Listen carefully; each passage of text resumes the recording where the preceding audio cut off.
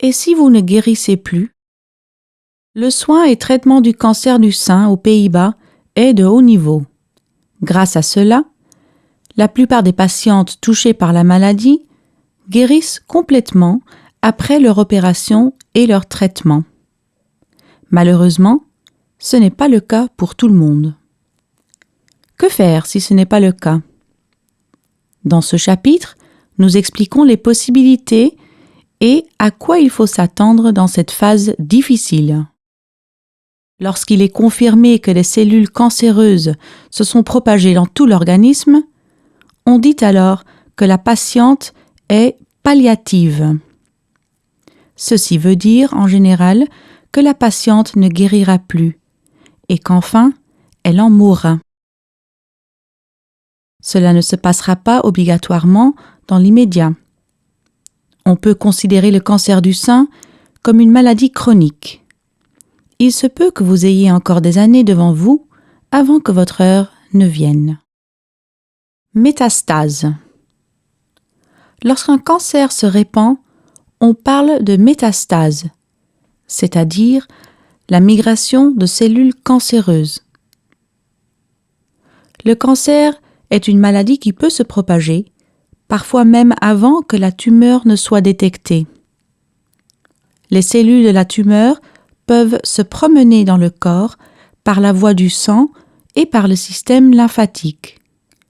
Pour combattre cette diffusion, les spécialistes font subir à leurs patientes une chimiothérapie ou bien traitement d'hormones pour enrayer le cancer du sein. La chimiothérapie est dure à vivre, mais nécessaire. Les médicaments sont diffusés dans l'organisme par le sang.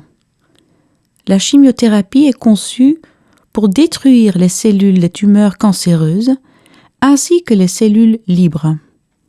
Cependant, il se peut que le cancer du sein soit trop avancé ou trop agressif et que la chimio n'ait plus d'effet. L'hormonothérapie produit moins d'effets secondaires, mais ne convient pas à tout le monde. Où peut-on s'attendre à des métastases? Le cancer du sein est accompagné de métastases qui se répandent généralement par la voie du sang et par le biais du système lymphatique.